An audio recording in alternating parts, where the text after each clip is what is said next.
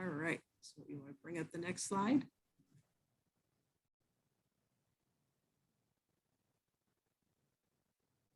Oops, we're getting there. Okay, there we go. Next slide.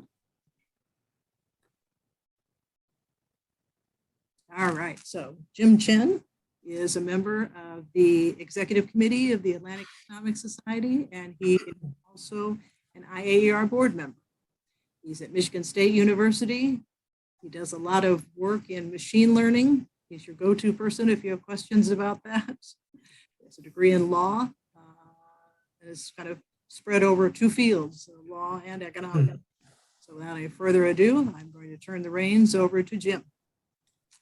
I appreciate that very much. Thank you. It is my distinct pleasure to introduce our William S. Vickery Distinguished Speaker, William Esterly. Professor Esterly is professor of economics at New York University. He is co-director of the NYU Development Research Institute, which won the 2009 BBVA Frontiers in Knowledge in Development Cooperation Award. He is the author of several books, including The Tyranny of Experts, Economists, Dictators, and Forgotten Rights of the Poor, which will be the basis of today's presentation. He has published more than 60 peer-reviewed academic articles and written for publications such as the New York Times, the Wall Street Journal, Financial Times, and the Washington Post. He is one of the most highly cited researchers, I believe ranked 60th among all current economists. And I turn over the platform to Professor Easterly. I'll just add one quick thing. If you have questions, type them in the chat. I will ask the first question or two when Professor Easterly has finished speaking, but I've also agreed to moderate the discussion. So if you'll go ahead and type, instead of using the raising hand function, but type any question that you have. And of course, there will be opportunities for direct oral intervention as well. So I definitely will turn over the table now to Professor Easterly on the tyranny of experts. Okay, so Maya, if you want to stop sharing slides so that, there you go. And then Bill, if you want to go ahead and share yours. Okay.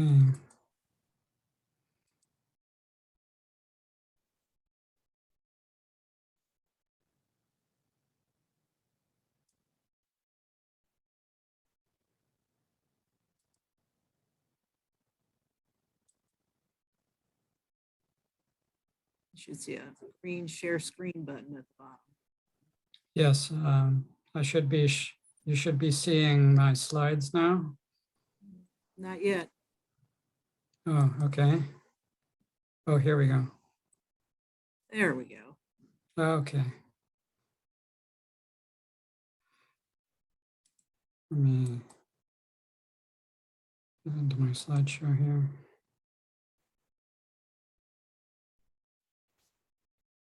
Yeah, we're seeing your slides. Okay. I just need to control the slides here. Okay, good.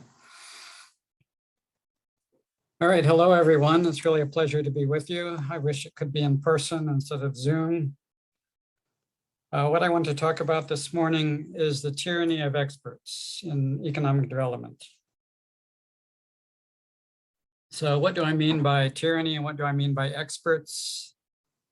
So tyranny is meant to describe the situation in which experts will have access to some kind of coercive system to implement their policy recommendations. Now, this may not be the fault of the individual expert. It may be the nature of the system that is at fault that we could discuss. But a system that gives expert recommendations too much power to be implemented coercively is still a situation, still a system that it leads to a tyranny of experts. And who do I mean by experts? Let me be clear at first that I do not mean academic researchers doing research. So what I have in mind are policy experts, experts who will be consulted on what policies they recommend. So these could be public intellectuals, they could be policy advocates, they could be the staff of international organizations or US or domestic bilateral aid organizations. Any sort of voice that has an influence on policy, in my definition, is a development expert. So I want to use the case of population over the last few decades as an example of what I mean by tyranny of experts. This is related to some new work that I'm working on. And so let's see what happens with population and potential coercion in development.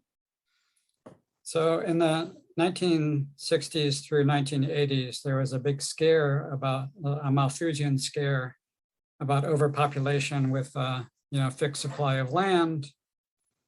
And so the reaction to this scare by many experts was to exert a degree of coercion over the fertility decisions of poor people to address what was thought to be the imminent threat of a Malthusian crisis of running out of land for rapidly growing population. And so this is described in a great book that I recommend by Matthew Connolly called Fatal Misconception. That's one of my sources here. There's many other sources that have written on these population programs. And so what kinds of coercion were actually happening in the 1960s, 70s, and 80s? Here's some examples. So many population advocates advocated the use of contraceptive methods that would be effective in limiting population. Of course, these could have been voluntary recommendations. You could have just made contraceptives available to poor people who wanted them. But in the actual practice, there was a certain amount of deception and coercion going on. So one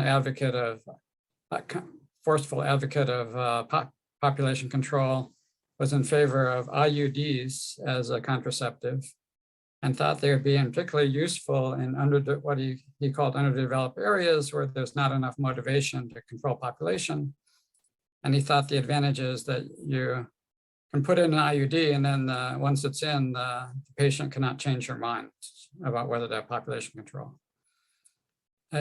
He also, in the historical record, it's clear that he concealed the risks of a rapid implementation of IUDs around the world. These are actually fairly tricky to insert in female patients and require a lot of sort of doctors and nursing services to make sure they're done right. This did not happen in the actual implementation. So there were things happening like perforated uteruses that were concealed as risk to the patients who were getting these things. More explicit than that as far as coercion is Indira Gandhi in mid-1970s, 1975-76, implemented a program of forced sterilization in India. And this had World Bank and United Nations support for this program. And that was an example of experts using more overt form of coercion. Another one, of course, is China's famous one-child policy, which was actually inspired by the 1972 book Limits to Growth, which was one of the classics of the population scare of the early 1970s. A former general from the People's Liberation Army named Chen was in charge of China's one-child policy. And it's clear from reading his and other Chinese experts' records that they were very much inspired by the Malthusian scare that population would bump up against a fixed supply of land, leading to acute crises. And so one sign of the kind of aid establishment support for this kind of coercion is that the United Nations actually gave Indira Gandhi and General Chen the UN Population Award in 1983, and aid figures such as World Bank President Robert McNamara were praising them for their efforts. So this seemed to have a lot of backing from the international aid establishment. There were economists who forcefully dissented from what was going on. One of them was Ted Schultz, Nobel laureate Ted Schultz, who was appalled that, that coercion was being used and rewarded it in this manner. Another of them was the development critic, economist P.T. Bauer at the London School of Economics, who is also a forceful advocate against coercion. So what kinds of things can go wrong when there's coercion? So first of all, the experts could be getting wrong the positive case for population control. So of course, Malthusianism is at one level just a positive economics that predicts that there will be a crisis because of the fixed supply of land. And that could have been correct as a positive prediction. But of course, the risk is that if experts have too much power, the experts may simply get the prediction wrong. They may be alarmed by a crisis that is not really a crisis. So that's risk number one for giving experts too much power, that they may just get the descriptive prediction wrong. That is what is motivating the call for controls. And secondly, experts may not pay enough attention to what we normally think of as welfare economics or normative recommendations, because policy, of course, can only be formed on the basis of some kind of normative recommendation, that experts are saying that the world will be better off if such and such policy is introduced. That kind of welfare economics, normative economics was not considered very carefully, and I'll come back to that.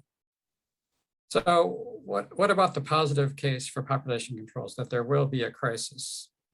So of course we can go back to, at one level, we can just go back to Thomas Malthus himself. He also predicted a crisis in around the turn of the 19th to 18th to 19th century. Around 1800, Malthus predicted a crisis.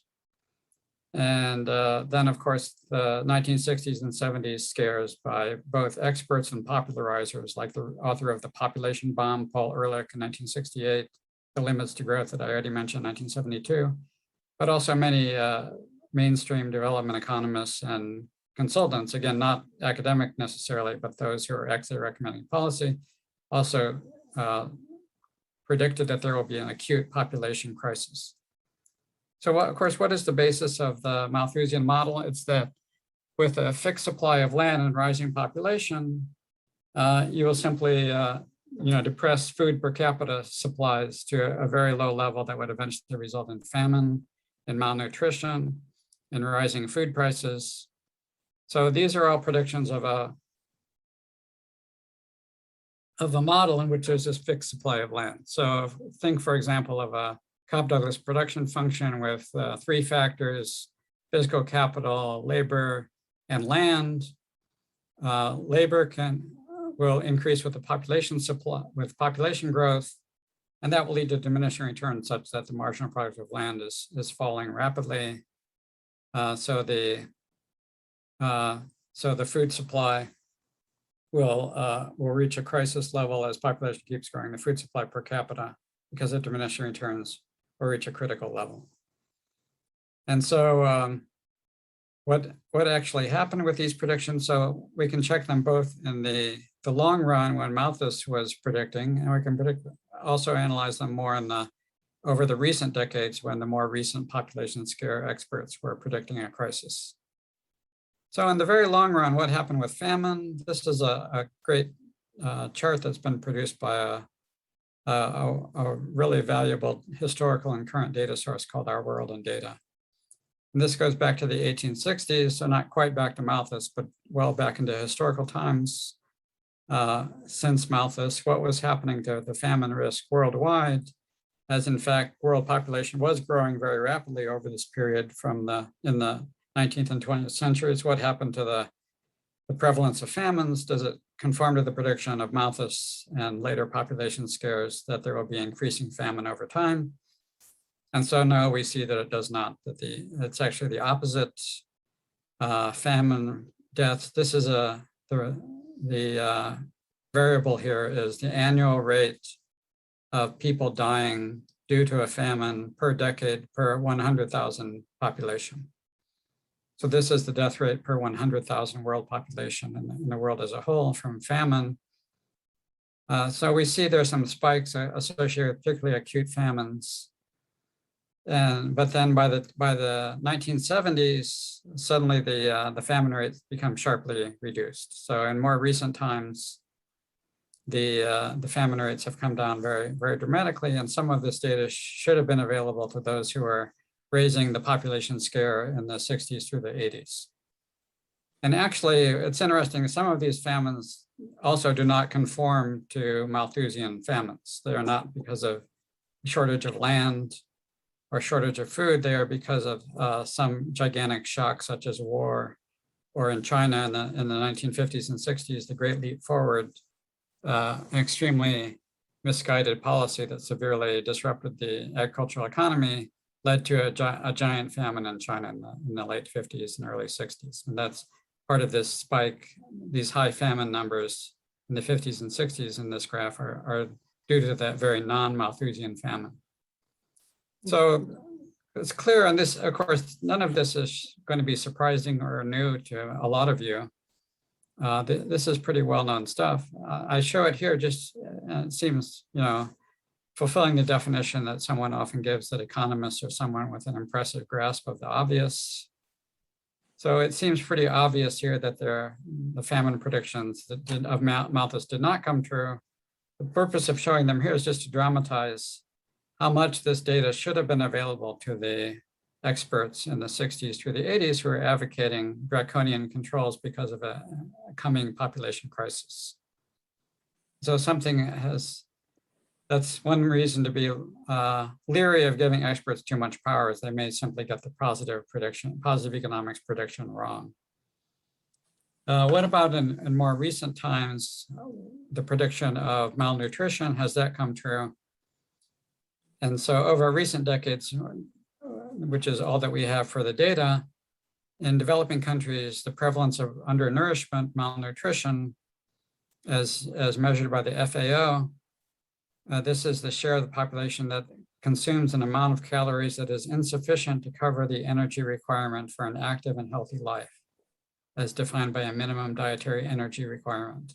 So this is an estimate by the FAO, what percent of what percent of the developing countries' population are undernourished, according to that definition. And so we see that also we do not get a growing prevalence of famine or undernourishment over time. We get a falling prevalence of undernourishment, falling from malnutrition over time. So just the opposite of the Malthusian prediction. And then we go back to the long run. What about the prediction of rising food prices? The food prices over time, I'm using the wheat price index adjusted for inflation going back to the early 19th century. So this is going back all the way to Thomas Malthus. Thomas Malthus is writing at the time of the beginning of this graph and around 1800. And so what is happening after Malthus predicted that food prices would trend upwards because of rising population and limited supply of land? So over most of the 19th century, wheat prices just stayed stable. They just remained stable, in contrast to the Malthusian prediction that they would have gone up sharply because of rising population. The population, you can see the blue line. The blue line is corresponding to the left-hand scale, going from 1 billion population around the time of Malthus to 7 billion around our time. So there's the 7-fold increase in population, which definitely seems to be the kind of population explosion that Malthus was worried about, that the more recent population alarmists were worried about. And what actually happened was that wheat prices actually decreased instead of fall. They actually decreased instead of increasing in the 20th century. So in the 20th century, there's a steep long run decline of wheat prices, exactly opposite to the Malthusian prediction. So why did the experts get it wrong? It seems like the Malthus model at first seems persuasive, that you just have a production function, which is a fixed supply of land. So there's the prediction of falling food supply per capita just seems unavoidable. Of course, the reason that didn't happen are two big factors that Malthus did not take sufficiently into account, and that also the more recent population alarmists don't seem to be taking into account. The first is innovation, the second is trade. So the innovation idea has been explained by some more recent economists in the last few decades, like Esther Bosrup, predicted that as population grew, peasants would respond rationally by adopting more land, more technologies that would economize on the use of land, and they would choose land-saving technologies. And so there would be some innovation or some adoption of foreign technologies from abroad that would be land-saving technologies. And of course, worldwide, there was also a reaction to any reaction that would have been triggered by rising food prices or rising land prices was avoided by those scarcities created also an incentive for global innovators worldwide to find substitutes for land or to find land augmenting technologies, land saving or land augmenting technologies that will respond to the incipient scarcity of land or food by offering innovators a high profit if they can find technology that addresses that crisis and are able to capture some of the returns from the innovation. That's one thing that will avoid a food crisis because of land augmenting innovation. And we can see that both in the long run and in the more recent period by just looking at cereal yields in the United Kingdom over a long period of time. And what we see is that the cereal yields are actually staying sort of flat as Malthus was writing. So even at the time of Malthus, there was not the sort of disastrous fall in yields that Malthus would have predicted by resorting to more and more scarce marginal lands for food production. And then, of course, there's this dramatic spike beginning in the late 19th century into the 20th century in yields that are attributable to technological innovation, such as the invention of fertilizer. And so wheat, barley, and oat yields this is measured as tons per hectare of yields. They go skyrocketing in the 20th century. That's the role of innovation. And then what about the role of trade? Well, of course, in defense of Malthus, there wasn't a lot of trade going on when Malthus was writing. So this is the value of global exports over time. So Malthus may have, Malthus may be excused for neglecting the role of trade.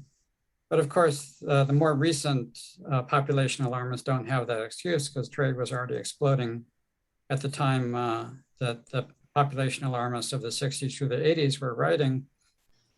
And of course, how does trade solve the problem?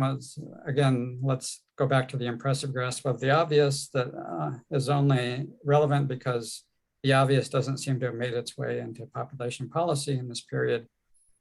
It's simply that we don't have to look at countries as autarkies dealing with their own land shortage, their own Malthusian crisis induced by a land shortage. They, of course, have the option of importing food from some other land abundant place. And it turned out there were enough land abundant places around the world. In fact, their food exports are actually concentrated in a small number of very land abundant places like the US and Thailand and Canada and so on. And so that access to abundant land through imports is what also solves the Malthusian crisis and actually led to the success against the Malthusian alarm that we saw in more recent decades. So then that's sort of the positive economics predictions that the experts just got wrong. And so that, again, I want to stress the reason I'm talking about these sort of obvious prediction failures is that is one of the big risks of giving experts too much power is the experts who happen to have power at the moment may simply get things wrong.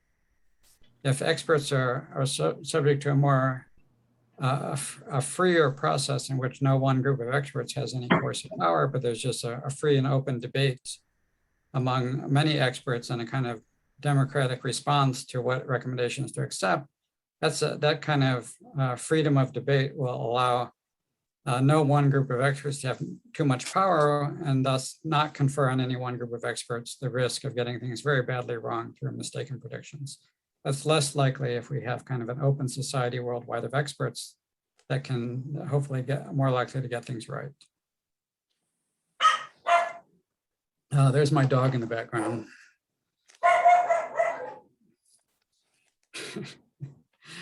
My dog is commenting on the lecture. So then the last part I think is actually very, very important. And this is the way in which population policy was made sort of based only on positive economics and not really considering normative economics, not considering welfare economics. So, you know, one reason to consider welfare economics is it allows us to discuss sort of what were the externalities that needed some kind of correction. We also, you know, we need to consider what solutions were actually imposed coercively, which may have made poor people better off to do something they did not want to do, versus solutions that were voluntarily chosen by poor people that we infer made them better off. Those are the kind of issues raised by normative economics. What is in fact a desirable policy? So the first thing we have to discuss is, of course, if there are externalities to having children, then that does require some kind of intervention to try to improve try to get agents, the parents, to internalize the externality of the effect that their child may be having on some kind of common outcome that is not desirable. And so one really interesting thing about the Malthusian debate is that the classic Malthusianism actually has no externality to bearing children. So if you think about the Malthusian arguments that we were just discussing, we're discussing land as a private good. So there was no sort of tragedy of the commons going on. There was no sort of common land or common resource that was being depleted by growing population. It was simply that there was an increasingly scarce supply of a private good, land. And so if there was no externality, then it's less obvious that there's any case for some kind of aggressive intervention to get parents to internalize the externality of having children. And so then we are up against, you know, were poor people actually rational? And that's sort of the traditional default assumption of welfare economics, is that each individual agent is rational on their own, is making their own welfare maximizing choices for themselves. And so that assumption is maybe increasingly debated in today's economics, but I just want to refer to the sort of classic welfare economics that was enforced when these decisions were being made in the 60s through the 80s. And so basically what seems to be happening is these population, the experts recommending kind of extreme forms of coercion of poor people were basically claiming that they knew better than poor people what was good for poor people.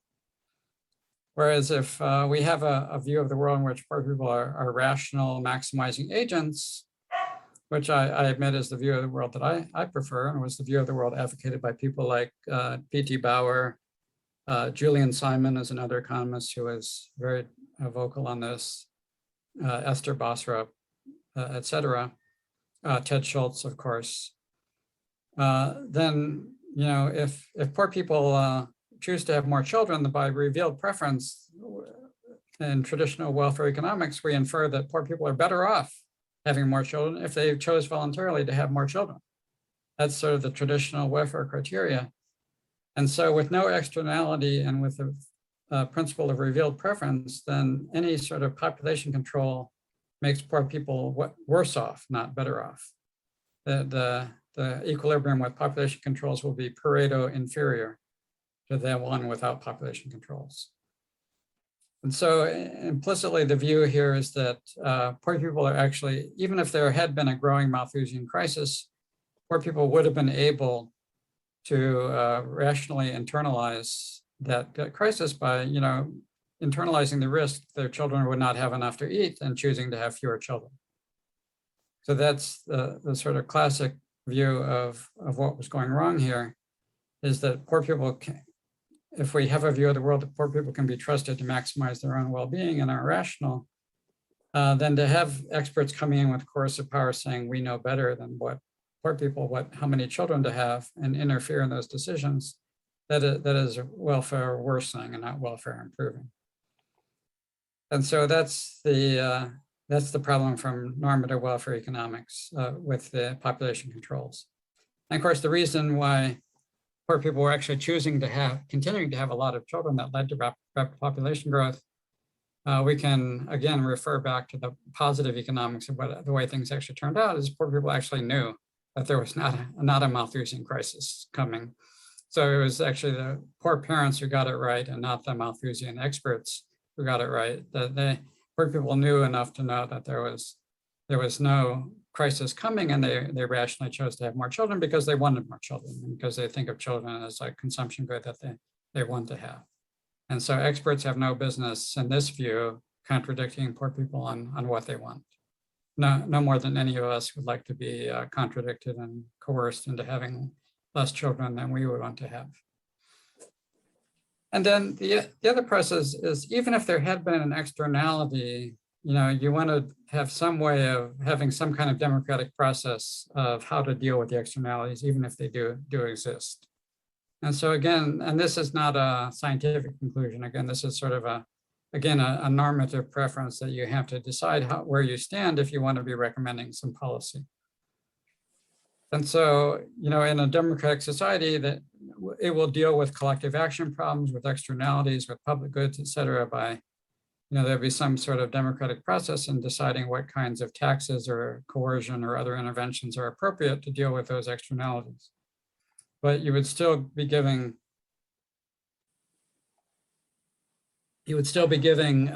experts a far less degree of coercive power and under that kind of democratic system of operating, which again, this is not a sort of scientific conclusion. This is just saying what sort of policymaking process do you favor? And I think economists and experts don't usually think too much about those questions, but somebody needs to think about them, to think of sort of what kind of system of decision making is desirable. And sort of one set of preference would just be that you would have some kind of democratic system that would allow people to be consulted on how much intervention is appropriate to correct an externality, so even if there had been an externality. And so this last view, I think, is sort of adopting the view of Amartya Sen in his great book, Development as Freedom. That sort of to get things right and to prevent the tyranny of experts, you need an idea of development that actually includes the idea of freedom as an end in itself. And Amartya Sen was actually writing at a time when there still was a lot of debate on coercion in population policy. And that was one of the things he was in fact talking about. So Amartya Sen sort of argued very forcefully that you want to consider freedom, which could include poor parents' freedom to choose for themselves and not be coerced by somebody else. It would include the democratic freedom to have some democratic process of consultation and deciding on appropriate interventions for population externalities, if there were indeed population externalities. And so that's really the place where I sort of wound up agreeing with Amartya Sen that it's sort of too dangerous to have an idea of development that is only based on something material like GDP per capita. And in fact, you do need to consider freedom as an end in itself that you put into the whole definition of what is progress, what is development, what is welfare improving. And that's precisely to avoid the kind of misfire that happened here with really misguided and welfare worsening population control recommendations that led to such disasters, especially as the one-child policy in China, which has only very recently been starting to be reversed. The better news on this story is, of course, outside of the one-child policy and after Indira Gandhi's attempt at forced sterilization, they're fortunate, and after the kind of abuses of the IUD program, there actually was an improvement worldwide in the idea that there should be much less coercion in the implementation of population policy. There should be much more kind of emphasis on voluntary or consensual programs.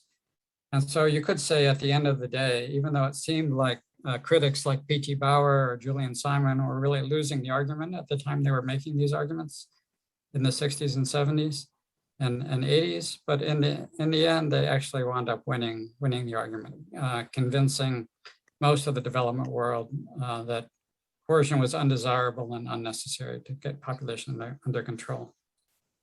And so, and in fact, development the development world has not explicitly adopted Amartya Sen's recommendation that freedom be included, overtly included as an index of development or an index of progress. But you could say indirectly, Amartya Sen has been influential in kind of, again, winning the argument against very coercive interventions in population. Now, of course, there are coercive interventions in other areas that we can discuss more in the Q&A, but at least in population, the good guys in the end won the argument. And so I think this story is, the lessons of this story is that it shows the dangers of having a tyranny of experts, of having experts with access to coercive power. But in the end, it also shows the hopefulness that you can win the argument and sort of overthrow the tyranny of experts in particular areas. And that's what I take hope and inspiration from, that this is an argument that we should be having, and it's an argument that we want to come out right. At least in this case, in the end, the argument did come out right. Thank you very much. Thank you. So Jim, you're going to take it. Yes, so to start the question session, I was going to pose a couple of inquiries, and I thought I would aim them at the two halves of the argument, which I take it to be externalities and to demography and revealed preference on the other hand. With respect to externalities, what do you make of these three characteristic crises of the so-called Anthropocene, the epoch in which we live? We have physical resource exhaustion of non-renewable resources. Peak petroleum is famous. I think that peak phosphorus, which is a fundamental plant macronutrient, may bring a sharp and unpleasant end to the green revolution. There's an ongoing destruction of biodiversity that is considered to be the sixth great extinction of complex life in the last 600 million years. And then there's climate change, and I'm just talking about whether people can go to the Maldives anymore, right? That's a non-trivial phenomenon that Malthus did not contemplate or consider, and certainly wasn't on the radar in the 60s, 70s, and 80s. I'll go ahead and stop there. I do want to ask about demography, but perhaps you might answer these questions about externalities, and then we can move on from there. Sure, James, that's great. The first part of your question was still in sort of the Malthusian world about scarcity of non-renewable resources, which is pretty much equivalent to the kind of land shortage of land as a private good that Malthus was writing about, that there could be another kind of land constraint, or sort of these non-renewable, exhaustible resources that run out as population keeps growing. And there, I think, on that issue, I think the evidence is still squarely in the camp of the anti-Malthusians rather than the pro-Malthusians. That in fact, if you take something like copper that became, as one of those non-renewable resources you'd expect to become increasingly scarce over time, and rising prices, that did not happen because there was innovation that replaced copper with fiber optic cable in many uses. And that's an example of the kind of innovation that prevented the Malthusian crisis. In fact, it was partly driven by the anticipated payoff from replacing copper as an increasingly scarce resource whose price would be rising. That's exactly the kind of response that anti-Malthusians like Julian Simon or other sort of optimists about innovation would have been predicting. By the way, one thing I forgot to say is more recent growth models in the sort of Paul Romer kind of tradition also have implicitly this idea that, and this especially been worked out by Chad Jones in his exposition of Romer models, that rising population has a positive effect on innovation, not only because of the desire to prevent scarcity, but also just that rising population, you just have more innovators. And each innovator, if they supply an idea that is a public good that could be shared with other innovators, rising population gives you more innovators and more ideas. And so that's one way in which population is good for innovation and not bad. The other examples you mentioned, of course, are a tragedy of the commons situation, which there are externalities. And so on those, we need to have a little bit different discussion. There is a case for intervention to get parents to internalize the externality that they're having by having children. And that might require some economists might like some kind of tax on having children or some other kind of incentive device to get the externalities internalized. And I guess the second point I was making, having a democratic process, deciding that is what would be relevant for that debate. That those are real policies that are needed, but you want some kind of democratic process that might avoid the kind of extreme coercion and disasters that were led to by not having a democratic system for policy. Thank you. I have a second set of questions, and hopefully this will spur a larger conversation within our group. With respect to demography and what you call the revealed preference of poor people in less developed countries wanting more children, the developed world gives us a hint of what we expect to happen, which is as countries increase in their overall level of development, societal wealth, the rates of literacy and education of women increase rather dramatically over time. And this is met with a reduction in birth rates. So if anything, right, there's an expectation that as China and India move up the developmental chain and countries behind them, I guess the next rank, Vietnam, Philippines, South Africa, we can expect something resembling the transition from the first more or less industrialization related transition to a second demographic transition where the issue is actually not population growth, but sudden and in many ways politically challenging shifts in the labor deployment of women and men, and to education levels and to birth rates. What is your response to these demographic trends? Yeah, thank you for presenting those so clearly. I agree with you on all of that. And that's yet another thing that avoided the Malthusian crisis, is that as income rose, richer parents chose to have less children.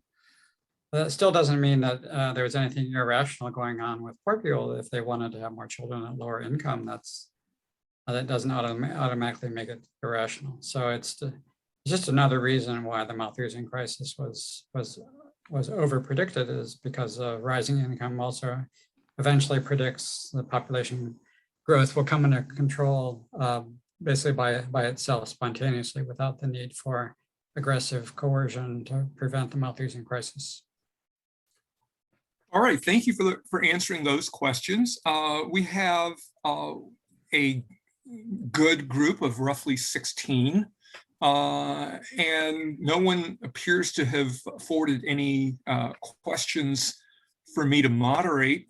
So I think we can just throw it open to the floor, can't we? And have people respectfully line themselves up in a self-organizing fashion, and we'll let the questions emerge from the floor. Sounds good. If everybody turn your video back on.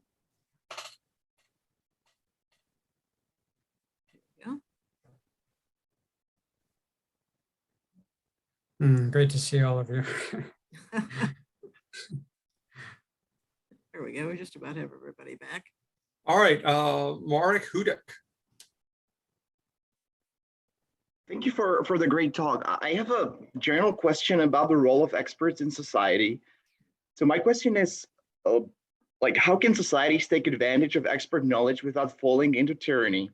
I think you're saying that the standard democratic processes are probably the best way to address this trade-off, or is there should experts have more weight than others, or how would you address this problem? Thanks, Mark. That's a great question. I mean, the first thing to say is it's not like there's sort of a simple answer. So my saying there's just should be a democratic process. It's just the beginning of a discussion, not a simple kind of obvious utopian solution that you just have a democratic process. And I think the democratic process would involve debating exactly the things that you're talking about. I'm not saying that expert knowledge is bad. There is expert knowledge, and it is valuable for society to use that expert knowledge. So, expert knowledge on, for example, the current crisis on how to respond to COVID also requires some dealing with externalities associated with being contagious to other people. That's an example of how we've had a big debate on how much expert knowledge should be weighted as a determinant of policy during a crisis. And at the same time, you want some checks and balances. The experts, if they're all powerful, then there could be other kinds of abuses, or there could be also a loss of trust by the population if they feel a loss of trust or a loss of willingness to go along by the population if they feel too coerced too aggressively by some other group that they don't trust. And so all of those issues have to be addressed by finding the right role for experts. There's no easy obvious solution, but I think being aware of the threat of too much coercion, too much power is one thing that I suggest is maybe a little bit neglected especially in development. I don't know as much, obviously, about U.S. policy, but especially in development, it seems like there has been way too much coercive power available to experts.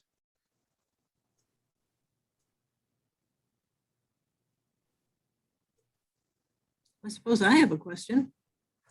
So we've been talking about a lot of policies that perhaps did not have the intended result. Maybe we can talk about some of the more positive policies that actually have had the desired result. Do you have some in mind in particular, Kathy? Well, I was thinking you might have some, something you're talking about one side, but maybe there aren't any good examples of No, there are good examples. I just thought you might have something. Kathy, I thought, may I suggest good a couple? examples. Let me give you a couple examples. What about policies actively fostering innovation, right? We've had Sure. the Green Revolution, which was a function of public sector investment in education. And I don't think it's a coincidence that it happened with the alongside GI Bill, right? And and at the same time, there's a great deal of debate over intellectual property rights and innovation policy. But the reality is, in many of these Malthusian areas, there's an undeniable increase in crop yields and in finding substitutes. You can argue over the desirability of genetically modified organisms, for instance, but there's no question that we're getting a lot more yield with a lot less land and a lot less natural resource commitment. So those are positive ones I can name, but if there are some others that Professor Easterly can name, I think we can put those on the table as well. Yeah, James, that's a great suggestion to discuss those policies. So, of course, innovation is another area where the private return to the innovator is different from the social return to the innovator. In this case, there's too little innovation because the private return to the innovator is less than the social return if the innovation is indeed a public good, which can spread to all beneficiaries once it's invented. And so the kind of policy we would have in mind would be some kind of subsidy to innovation or some kind of public provision of innovation.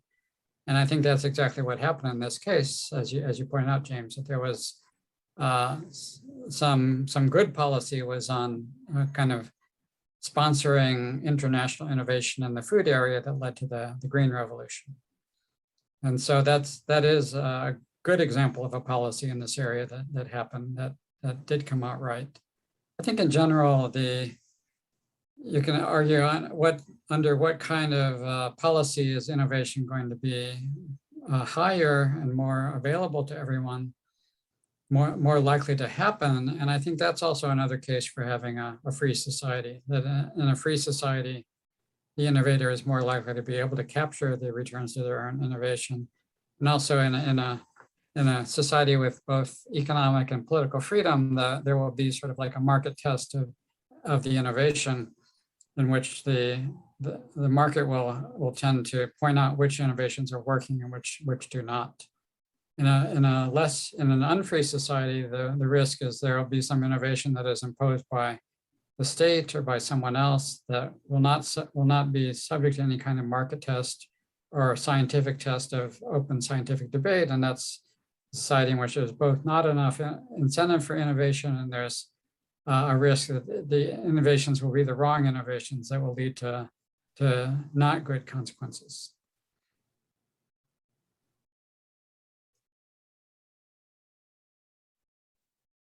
Do we have other questions? Oh, yes, from Augustine Ignatov. Thank you very much for this very interesting presentation.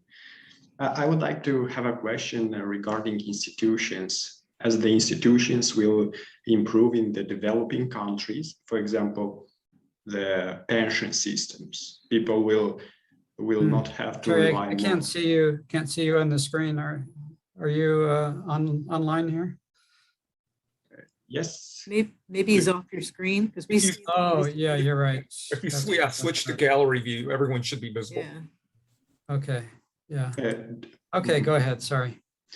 And the institution will improve in the developing countries. They will become more efficient, and their reallocation of resources will be productive in a way. And people will have not the necessity to make more children to ensure that they will have a safe old age, as a pension has to be assured. But for example, they will have a good support from the state or from this pension system, from the society as a general. Mm-hmm. And this is could be as a tendency, like not to serve as a motivation to yes.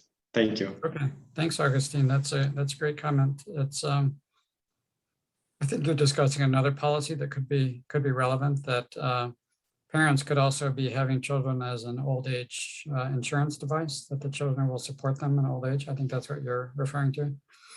And so that could be optimal when there's no other available device to save for retirement or old age.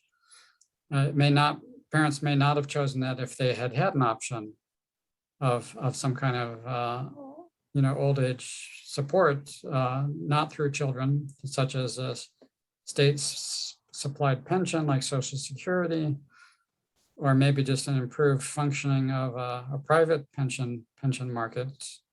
So any of the devices that improve those outcomes would also give, and those are desirable policies because they're based on consent, right? You just give another option to the parents. And if parents have another option, they might choose to have fewer children, again, rationally in their own self-interest because they have a pension option available to them. I think you hinted at one other thing. I'm not sure if you had this in mind or not, but I think another thing that I thought of as you were talking is, of course, the institutions of society also very much affect how much food production there is, because if food production may be low because of bad institutions rather than because of a malnutrition crisis. And if there's some kind of absence of market rewards to producing food, then you'll have not enough food if you just don't have enough market rewards. And also a market system also improves the efficiency of food production. So for example, a market system would tend to have inefficient farm producers, agricultural producers sell their land to more efficient producers. And so that's a phenomenon that's very well documented in many developing countries, is there are too many unproductive farms that are still surviving. And we have various market failures that produce that outcome, that basically there's now the institutions that would support a good market in land are basically not there. The informal sector is kind of too large, poor people have to kind of produce on their own land to avoid losing the land. There are lots of factors like that that lead to the survival of very inefficient food producers. Whereas if you improve the functioning of markets, you could get a much more efficient outcome, which there would be also a lot more food produced. Thank you very much. Thank you. Thank you, Augustine.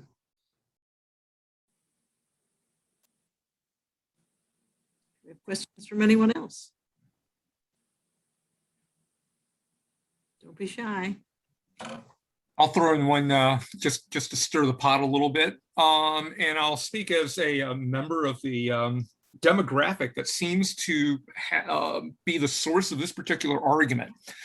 This is the so-called Asian values principle of Lee Kuan Yew. Yeah. The predominant Western view is that political freedom and economic freedom grow hand in hand. Lee Kuan Yew of Singapore, again, these are the Southeast Chinese, right? The Fujianese, Taiwanese, the Cantonese. Hong Kong, Taiwan, Singapore, perhaps the biggest proponents of this idea in a geopolitical sense. And the argument goes something like this. That's lovely that you Westerners like political freedom, but that's not a prerequisite. Look at us, the little tigers of East Asia have done just fine with economic freedom, but this political freedom thing might not be necessary or desirable. In fact, there are a lot of negative externalities with it. And please take that home with you, Mr.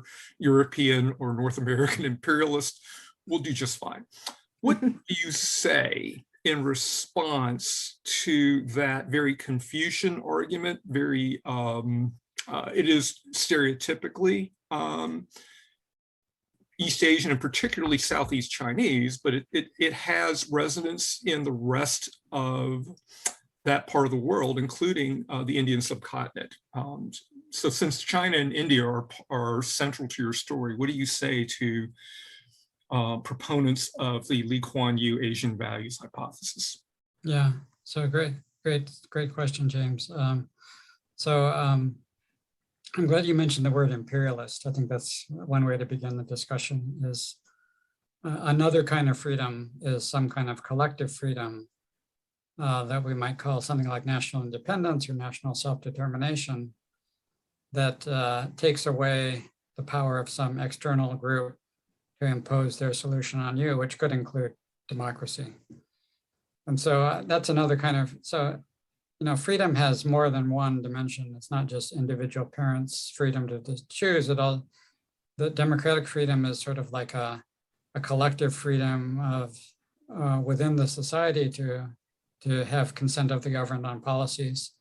But in addition to those two kinds of freedom, I think there's also freedom as collective self-determination that keeps the decision-making within the group, even if it's authoritarian, and does not allow some external group like North American or British imperialists to impose the solution on some other society, such as Singapore. So that's also a kind of freedom that I think we should also discuss and be respectful of, because it seems to be important to a lot of people, and that's great. That's yet another reason to not have too much power for the group of Western experts that tries to impose their recommendations in other societies, and so that paradoxically, this may seem paradoxical, but even though it's very clear that I like democracy myself, I'd very much support the idea that no group of outsiders like me should have the power to impose democracy on anyone else. I think those two positions are very compatible, because you may think that democracy is freedom, but you don't. Forcing other people to meet your definition of freedom is not really freedom. So that's one big issue that I think is raised by you may have unintentionally detonated this big discussion by using the word imperialist. I think it's I think it's fair to say, let's push this a little further. It does appear that the Taliban have broad popular support, especially outside the capital city of Kabul in Afghanistan. And their vision is nowhere near the kinds of economic and especially political or social freedom that we've been talking about for the last hour and a half. What do you say? How do you reconcile your perspective with developments like that? Because taken to a logical extreme, you say, well, I believe in sovereignty and national self-determination and freedom from the tyranny of United Nations and USAID experts. Okay, that logically leads to outcomes like the Taliban. Is that a feature or a bug of your vision for the world? Well, Afghanistan is a good example of the importance of the national self-determination argument. Did the extreme use of coercion by the US Army occupying Afghanistan, did that lead to a better solution? I think that's the relevant question. Did it lead to a better solution and violating the kind of national self-determination that I think allowed the Taliban to have a lot of, we don't know exactly how much, but at least some domestic support by advocating the cause of simply get rid of the foreign occupation. We should have national self-determination. And so it's not that there would be some great outcome from national self-determination. It's more that does an external coercive occupying force lead to a better outcome? And I think it's pretty obvious in Afghanistan, the answer was no. In fact, the attempt to occupy Afghanistan over 20 years may have actually led to some of the bad Taliban outcomes that you're talking about now. That they may be partially the result of 20 years of war and violence by the US military imposing coercion. So, I think these positions, they sound incompatible, but I think they really are compatible. I don't think I, as an expert advocating democracy, should have coercive power either. I don't want to have the US Army implementing my policy preferences on Afghanistan. That's also, a kind of tyranny of experts that I think is a bad idea, simply because the outside experts are more likely to make things worse than better. Well, with that, are there any roles that you contemplate that would be a positive use of international law, of diplomacy, of the export of soft power and generosity from wealthier nations? I find it hard to imagine something of the instruments that you're talking about leading to really likely or better outcomes. But I do think there is more of a role for, at least by individual economists and other development intellectuals, is simply just global advocacy of certain values that I, as an economist, might think are both normatively desirable and leading to better positive outcomes on economic development also. I think these kind of values deserve our worldwide discussion. I personally don't think that they're limited to kind of Western that they're necessarily Western values. Of the examples you mentioned, I mean, South Korea and Taiwan have both transitioned to a democratic society on their own. They embrace those values on their own. I think part of some of the successes of democracy spreading worldwide are partly due to some kind of international advocacy by both some Western advocates and by some domestic advocates of freedom around the world. And I think that that's probably the most likely constructive thing that can happen from, somebody like me who wants better outcomes can just join with other advocates of values that we share around the world and advocate them.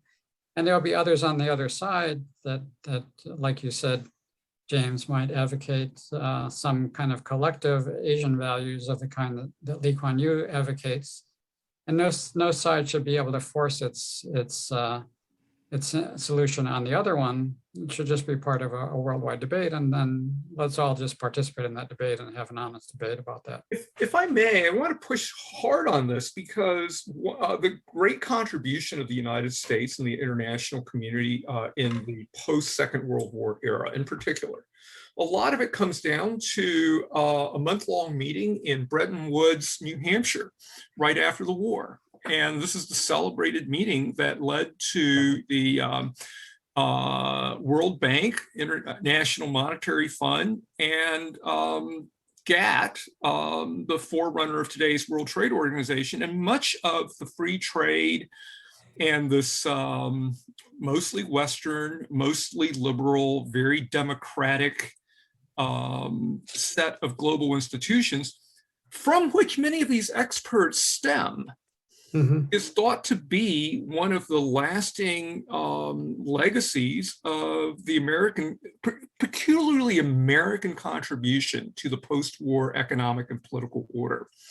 Do you contemplate a positive role for the Bretton Woods institutions and other international actors like them, or are they part of this tyrannical external coercive expertise that you're talking about? Well, I have a less positive view than you do of the payoff for the world of founding the World Bank, the IMF.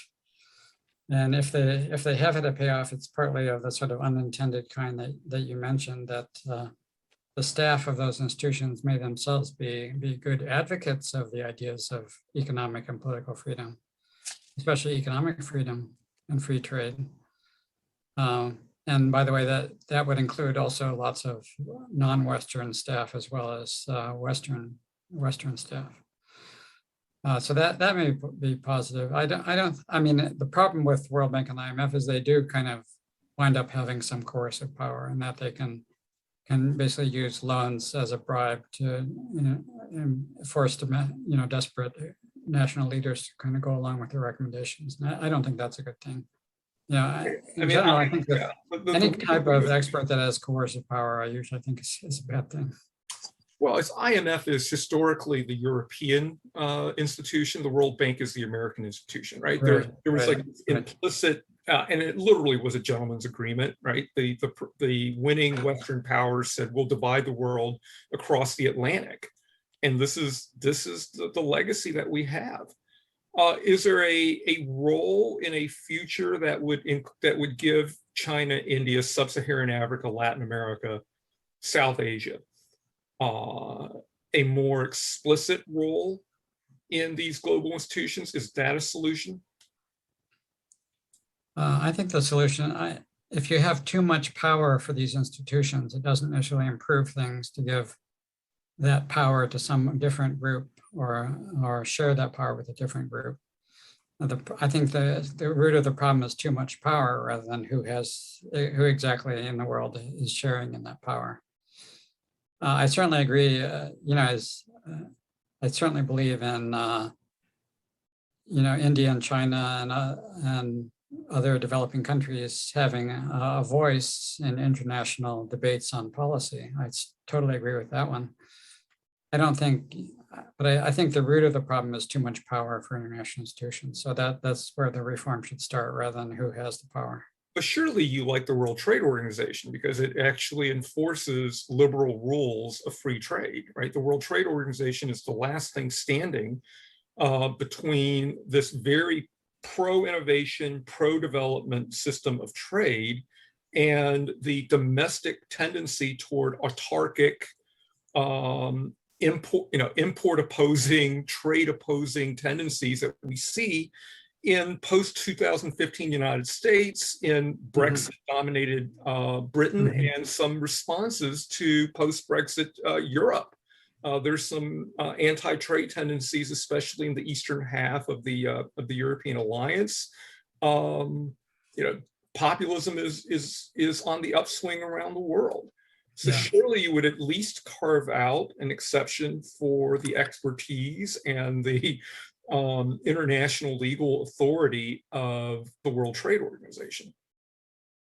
Well, I think the World Trade Organization does not have probably this is a good thing. They do not have any kind of coercive power to enforce free trade on other countries, as the examples you gave are illustrating that US and UK are moving away from free trade, and the WTO can do nothing, really do nothing major to stop them from doing that.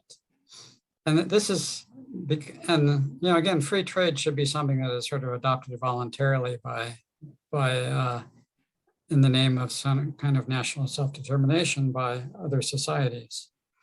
Milton Friedman, who was, of course, a huge advocate of free trade, his view is, foreign aid, international institutions, these are not the answer. We just offer to poor countries, we liberalize our own markets and offer them to poor countries as markets that poor countries can have access to trade their way out of poverty. And Friedman definitely had this. He has this phrase that recurs in his writings over and over again. No one can force you to be free. It's up to you as individuals and as nations how free you want to be. It doesn't improve things for anyone to force you to be free if you don't want to engage in free trade if you don't want to. But if you do want to, then here's the U.S. market available to you. That's what Friedman thought was the right answer. Of course, U.S. voters may not go along with that answer in more recent times of having free trade available to poor countries in the U.S. market. Well, really appreciate your willingness to debate this vigorously. We still have a few minutes here. Are there any further questions before we turn it back to Kathy Virgo? If not, unless there are any further questions, Kathy, I think you should take us home with some organizational announcements and announcements germane to this conference. All right, thank you, Jim. All right, so just one last chance. I notice a lot of people are muted, so if somebody actually had a question and we didn't hear you, now's your chance. Otherwise, we move forward. All right, seeing no change. All right, Maya, you want to bring up a slide for me? Oh, I'm sorry. Can I ask a question? Sure. I'm not normally a conference person. I'm a high school student. Welcome, Michael. That's great. I've been researching economics for quite a few years. You want to turn on your video? I unfortunately don't have video on this computer. I'm sorry. Oh, okay, no problem. And I've been trying for years to understand more about how the world interacts with each other, and especially right now when you're talking about economic freedom and political freedom, how hard is it for countries to, how hard is it for particular groups of people to try to understand how they can get their economic freedom? Yeah, that's a great question. This goes back to what we're discussing already about WTO. I think maybe the most constructive role of experts, if we include, economists, policy advocates in that group, is simply to discuss how things like trade can lead to, trade is a positive sum game in which both sides win. Both sides, there are gains from trade to both sides. And I think oftentimes those who prefer, trade restriction, protectionism, often think of trade as a zero-sum game, that they think somehow that a country exporting is the winner and a country importing is the loser. And that we have to respect that view, because a lot of people have that view. But we should be willing to debate that and say, I don't really think that's right, because I think the importing country are buying something that they want. And that's why the exporting country is exporting, because the importing country has something that they want. And the importing country is offering something else that they are exporting to the first country that was sending them their exports. So each country able to specialize in what they're best at doing and get from other countries the things that they want that they're not actually producing. That's an idea of trade in which everybody wins. And so that core idea of gains from trade, of trade as a positive sum game, I think economists have an obligation to try to explain those ideas. And then, of course, the ideas don't automatically win, and things are not always that simple, and we can discuss exceptions and so on. But at the very least, there should be sort of a starting point that somebody understands that trade is a positive sum game. If I may, Michael, especially since you're a high school student, and I think this bodes very well, you may indeed be a future winner of IAES's undergraduate paper award. I think this is, and it would be fantastic if that were to happen. That's a great start that you have in high school.